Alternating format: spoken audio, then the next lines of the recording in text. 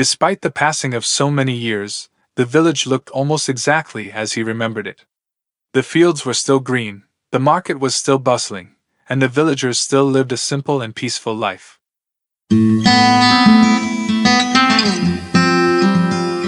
Welcome to Opportuno, episode 40. What are you chasing?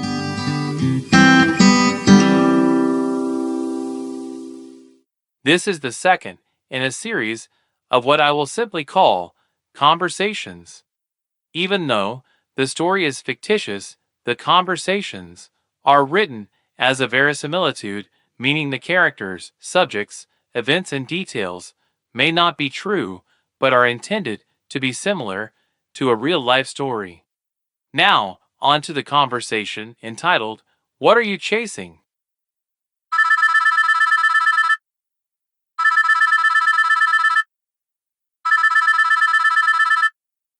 Hi, Rio. This is Rosanna. Hi, Rosanna. It is wonderful to hear from you. How are you? Doing okay.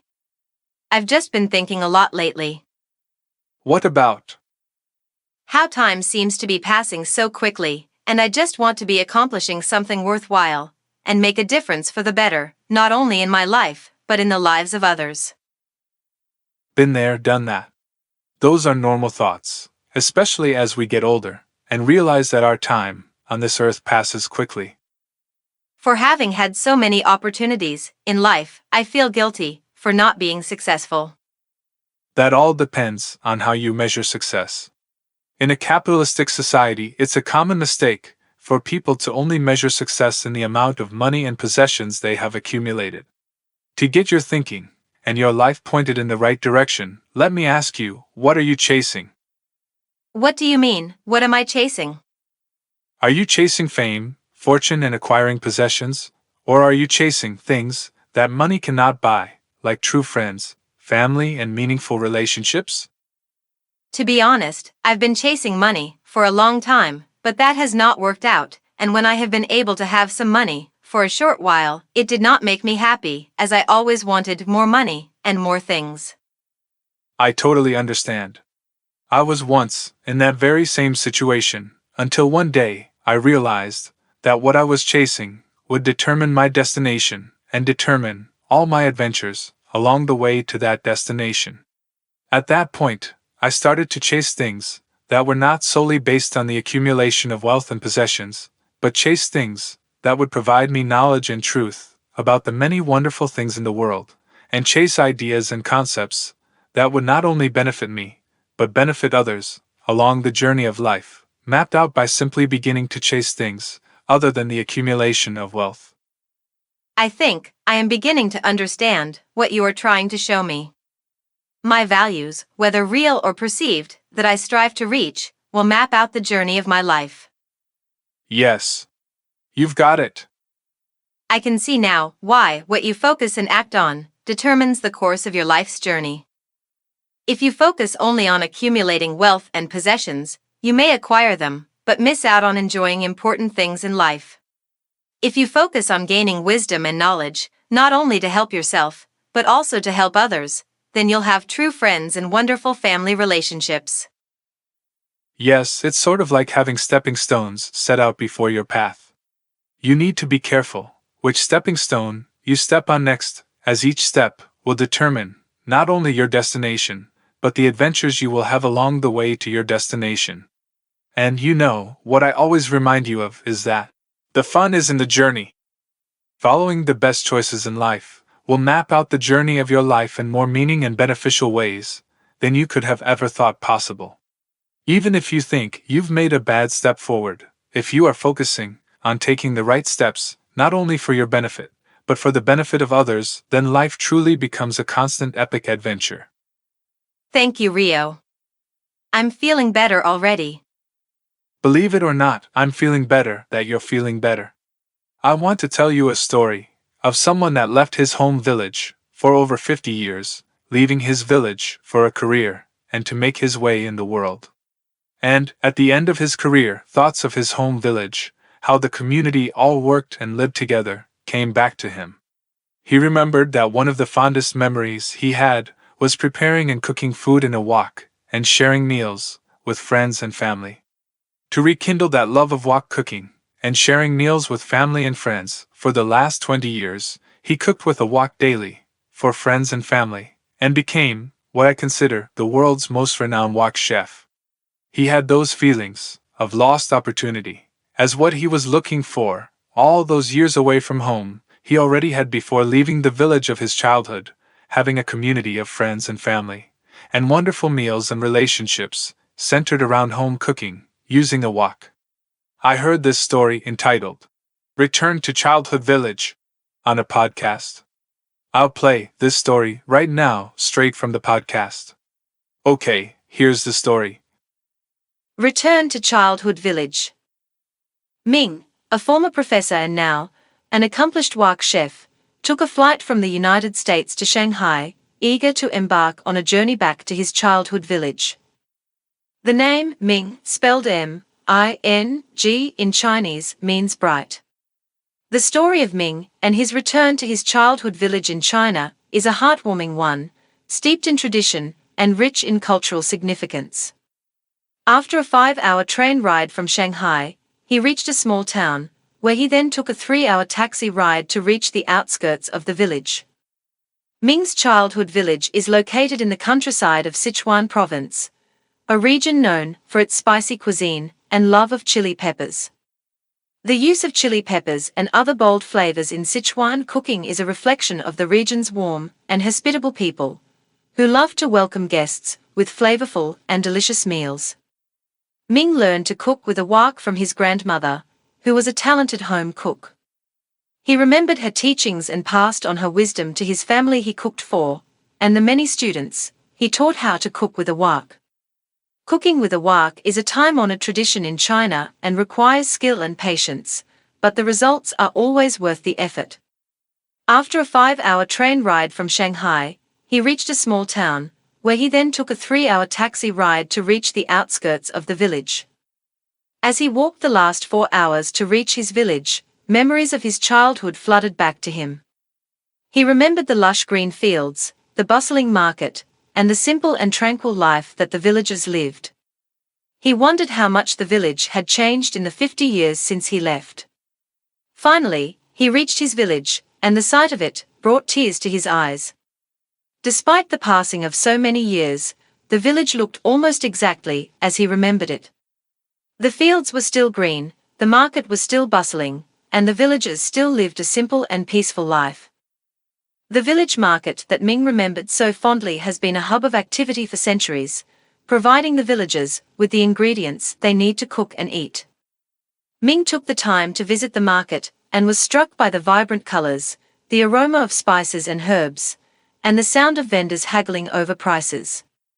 He was also pleased to see that many of the vendors were still using traditional scales and measuring tools, preserving the authenticity of the market.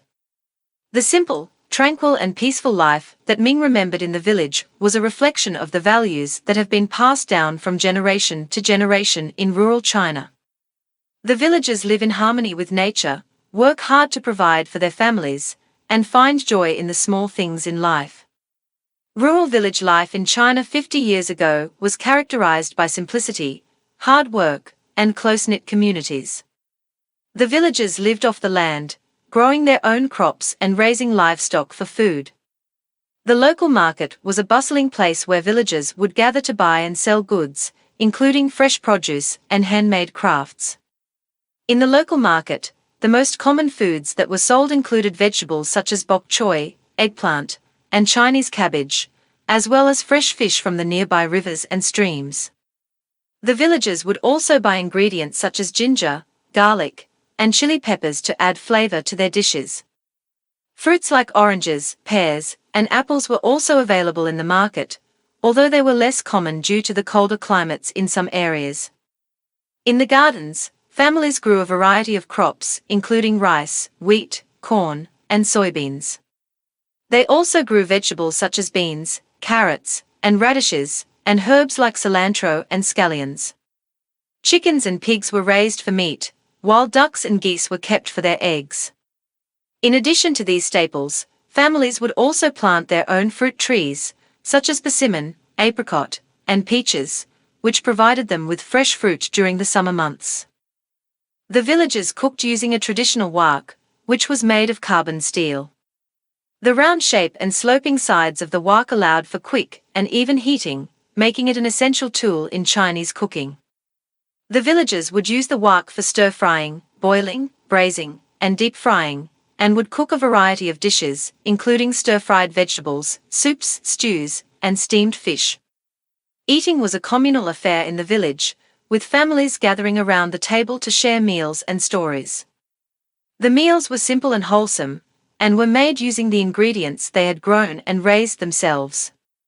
The villagers would often cook using the traditional techniques they had learned from their ancestors, and these techniques had been passed down from generation to generation. Rural village life in China 50 years ago was centered around the land, family, and community. The local market provided the villagers with fresh ingredients, and the families grew their own crops and raised their own livestock for food. Cooking with a wok was an important part of daily life, and was a way for families to come together and share stories and laughter. Ming was overjoyed to see that the rural village of his childhood was just as he remembered it, having been preserved over the passing of time, retaining all the wonderful traits and characteristics, same as they were, since he was last in his childhood village, 50 years ago. Ming was greeted warmly by the villagers, who were surprised and thrilled to see him after so many years. He found a deserving family, with 5 children ranging from 1 year old to 11 years old, and presented them with his gift, a stainless steel wok, 14 inches in diameter, and a stainless steel wok spatula, 16 inches in length. Over a Chinese stove fueled by wood, Ming cooked a meal for the family using local delicacies, including fish from the market and vegetables harvested from their fields. As they cooked and ate together, they shared stories and laughter, and Ming was struck by the family's kindness and generosity. The next day, Ming taught the family how to cook with the wok, and they were amazed at how much better their meals tasted. The family shared Ming's teachings with other villagers, and soon, many families in the village were cooking better with their woks than they ever thought was possible. Ming's dream to return to his village and give back to the community had inspired others to improve their lives. The simple act of cooking with a wok had brought families together and added health and happiness to their relationships. Ming realized that the simple life he remembered and loved was still alive and well in the village. He was happy to have followed his dream, and was grateful for the experiences and memories he had gained along the way. Ming's journey showed that giving, traveling, and living simply can bring great joy and fulfillment, and that following your dreams can lead to incredible adventures and discoveries. The impact that Ming had on the village through his simple act of cooking with a wok was immense. He inspired others to improve their lives and showed them the importance of following their dreams. His journey serves as a reminder that traveling, giving, and living simply can bring great joy and fulfillment. In conclusion, Ming's story is a testament to the beauty and richness of Chinese culture, the power of food to bring people together, and the importance of following your dreams and giving back to others. Thanks, Rio, so very much, for sharing that story, and for taking time to talk with me. You're very welcome. I'm glad you enjoyed the story. Return to Childhood Village. The author and motivational speaker, Og Mandino, said the following. Realize that true happiness lies within you. Waste no time and effort searching for peace and contentment and joy in the world outside. Remember that there is no happiness in having or in getting, but only in giving. Reach out. Share. Smile. Hug. Happiness is a perfume you cannot pour on others without getting a few drops on yourself. End of quote. The only critic of my life that I know of has been myself, having regrets for not accomplishing more, doing more, with all the opportunities that life has afforded me. Living a life with purpose and meaning is a goal we should all strive for. Dr. Dilip Jest of the University of California in San Diego said the following. Those with meaning in life are happier and healthier than those without it. End of quote. When you find a worthwhile purpose that benefits not only yourself, but others is when you feel you are part of a greater good. Once your motives are right for the actions you take in life, your accomplishments will be rewarding to you, giving you a sense of fulfillment. I have found that I receive the most joy when doing a good deed for others. I've found also that I seem to receive an extra measure of wisdom when accomplishing something for the right motives and reasons. For example, if there is a need to do something good that would benefit others, I seem to be able to accomplish that task, doing a better job, than if I were just accomplishing a task just for my own personal gain. Once you adopt a mindset that everyone on this planet all have needs, wants and desires same as us, and you become a team player to help your fellow man, when and where you can, your goals based on motives to help others might not reap significant financial rewards, but the rewards you do receive will be much more satisfying than simply accomplishing tasks just for monetary gain. That's interesting. In the past, I've experienced that when I find a solution to a real need that people have, I've been able to profit off finding a solution for that need. And I did have a sense of joy seeing the solution I provided truly help people. Henry John Kaiser, an American industrialist considered the pioneer of modern shipbuilding in America, said the following: "Find a need and fill it." End of quote. Even entrepreneurs making money by fulfilling genuine needs of people can not only be rewarded financially, but will be rewarded just knowing they are making a positive impact in the lives of people because of the products or services they are providing. We all need some resources to provide the basic necessities of life. And to have a job or business where it is improving the lives of others, directly or indirectly, will provide you a sense of accomplishment, more than just having a job or business for the sole purpose of making money. That's great. As an entrepreneur, I am going to refocus my goals, thinking of that quote, find a need and fill it, in hopes I can make a difference for the better in the lives of others. To find and offer real solutions sounds like the right approach, not only as an entrepreneur, but as a way to improve the lives of others. I want to share with you a prayer entitled The Serenity Prayer by the theologian Reinhold Niebuhr that reads as follows: God grant me the serenity to accept the things I cannot change, courage to change the things I can, and wisdom to know the difference. Living one day at a time, enjoying one moment at a time, accepting hardships as the pathway to peace, taking, as he did, this sinful world as it is, not as I would have it, trusting that he will make all things right, if I surrender to his will, so that I may be reasonably happy in this life, and supremely happy with him, forever and ever in the next. Amen. Thanks for reading the Serenity Prayer. I needed that. No problem. I needed that also. Do you have a desire to return to your home village? I have had that desire to return to my home village, and someday I might have the opportunity for a return visit. My parents passed away many years ago, and my siblings have long since moved away from my home village. I now think of planet Earth as my home, and think of my home childhood village as a wonderful loving place that gave me a great start in life to venture out into a larger village, planet Earth. To feel at home, regardless where you're located on Earth, allows you to enjoy the many wonderful people and the bountiful beautiful things in nature, regardless of where you happen to be living in the world. I realize at this point in life my parents tried their best to get me off to the right start in life, providing wisdom, training and skills I would need to leave home and make my way in this world. Much like parents of baby birds know it's best for their baby birds to fly from their nest, to live a life of their own, my parents not only nudged me from my metaphorical nest, but taught me how to fly solo, once leaving the nest. It was not until later in life, until I fully comprehended how much my parents did love and care for me, and instilled so much wisdom and knowledge in me, they felt I needed to be on my own in life. From all their care, love and parenting, I once felt I had not only failed them, but failed myself, because life went by so quickly and I questioned what I had accomplished, if anything, especially having such a great send-off in life by my loving, caring parents.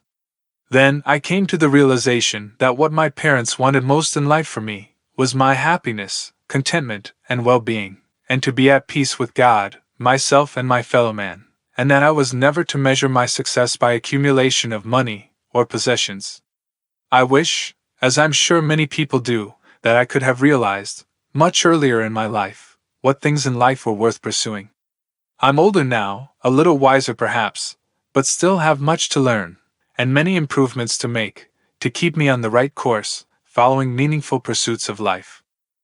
A portion of the United States Constitution, written by Thomas Jefferson, reads as follows: "We hold these truths to be self-evident, that all men are created equal, that they are endowed by their Creator with certain unalienable rights, that among these are life, liberty, and the pursuit of happiness."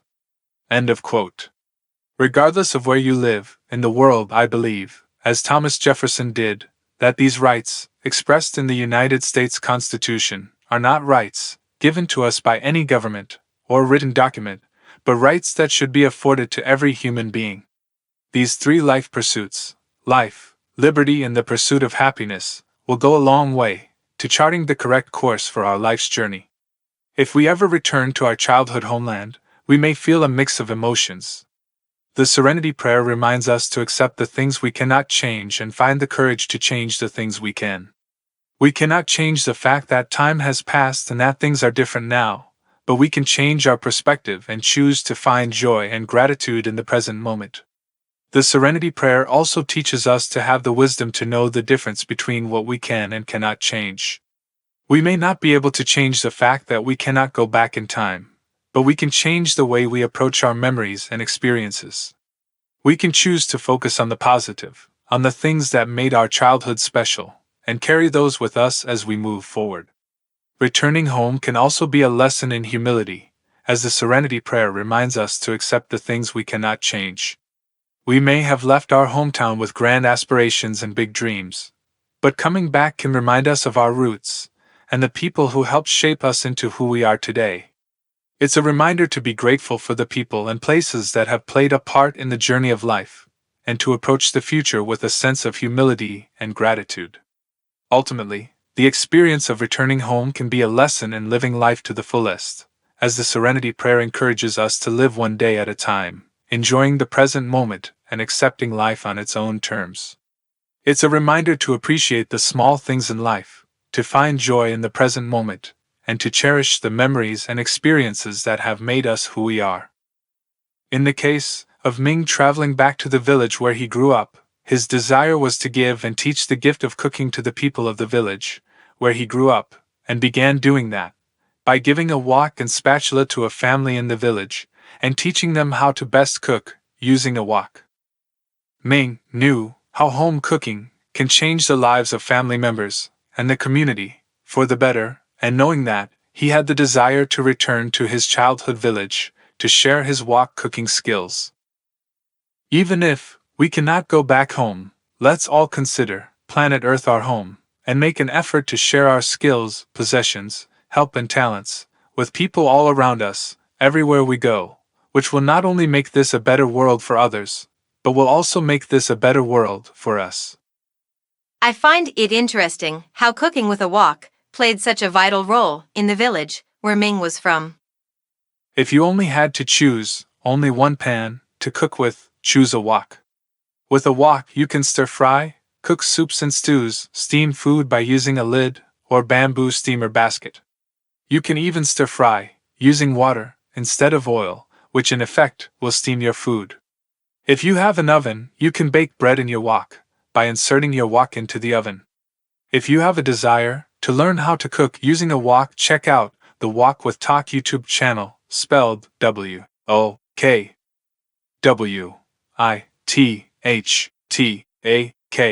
that has hundreds of videos teaching how to properly cook using a wok. Just search on Wok with Talk on YouTube and you'll find the Wok with Talk YouTube channel, hosted by Chef Talk Chung. Thanks, Rio. The Wok with Talk YouTube channel sounds like a great way to learn how to cook with a wok. I'll let you go. Thanks again for your time. I'm going to chart my life's course on a new route, thinking on things like those mentioned in the Bible, in the book of Philippians, chapter 4, verse 8, that reads as follows. Finally, brethren, whatsoever things are true, whatsoever things are honest, whatsoever things are just, whatsoever things are pure, whatsoever things are lovely, whatsoever things are of good report, if there be any virtue, and if there be any praise, think on these things. End of quote. Thanks, Rosanna, for your phone call. After a while, crocodile. See you later, alligator. That's all for now. Thanks for listening. Please visit our website, opportuno.org. Thank you.